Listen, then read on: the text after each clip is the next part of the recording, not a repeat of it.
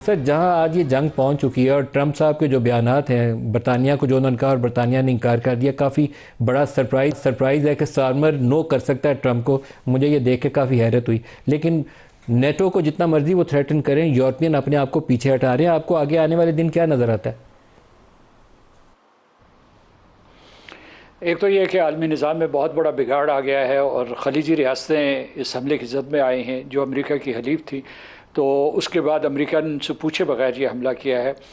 एक और जो नतीजा हुआ इस जंग का वो ये है कि दुनिया ने ये देखा कि अमेरिका तनहा खड़ा है, यानी उसके साथ इसराइल है, लेकिन जो उसके नेटो के दूसरे अरकान हैं वो खड़े नहीं हैं। उसके अलावा जो दूसरे ममालिक हैं वो भी उनकी बात सुनने के लिए तैयार नहीं। न चीन बात सुन रहा है, न रूस बात सुन रहा है, क्योंकि अमेरिका एक आलमी ताकत है। लेकिन जैसे कि आपने प्रोग्राम के आगाज़ में कहा कि इतनी बड़ी मिसकैलकुलेशन की है, जो नेटो के अरकान को मजबूर किया जा रहा है। मिसाल के तौर पर जो तुर्की के ऊपर हमले हुए हैं उसके ज़रिए तुर्की जो है वो नेटो का एक रुकन है और वहाँ आर्टिकल 5 इन्वोक करने की कोशिश की जा रही है, जिसके मुताबिक एक मुल्क के ऊपर हमला बाकी तमाम मुल्कों के ऊपर या बाकी तमाम नेटो के अरकान के ऊपर हमला तस्वुर किया जाएगा।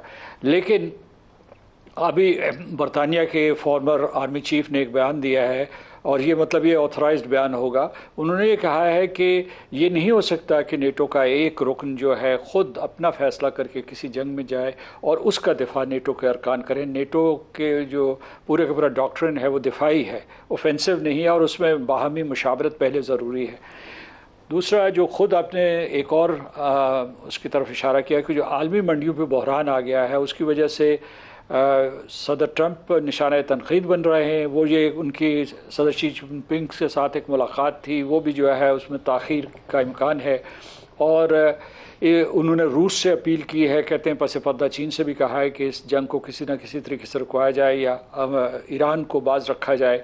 जो पीछे पैगाम रसानी हो रही है उसमें भी ऐसे लग रहा है कि अमेरिका जो है ये डील ज़्यादा चाहता है बनिस्बत ईरान के, क्योंकि उन्होंने ये कहा कि ईरान जो हमसे कोई डील करना चाहता है वो हमारे लिए काबिल कबूल नहीं है, क्योंकि उसकी शराइत ऐसी हैं कि हम उन्हें एक्सेप्ट नहीं कर सकते। जबकि ईरान के वज़ीर ख़ारजा ने यह कहा है कि हमने ना किसी ट्रूस के लिए कहा है, ना ही हम कोई मुज़ाकरात करना चाहते हैं, क्योंकि हम मुज़ाकरात के दौर में थे जब अमेरिका ने उनके ऊपर हमला किया।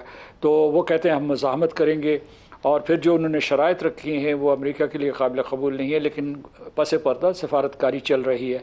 तो जो माशी बहरान है उसकी जद में अमेरिका भी आ रहा है। आलमी मंडियाँ जो हैं वो उनमें उतार चढ़ाव है और बहुत सख्त किस्म का एक किस्म का साइकोसिस की कैफियत है।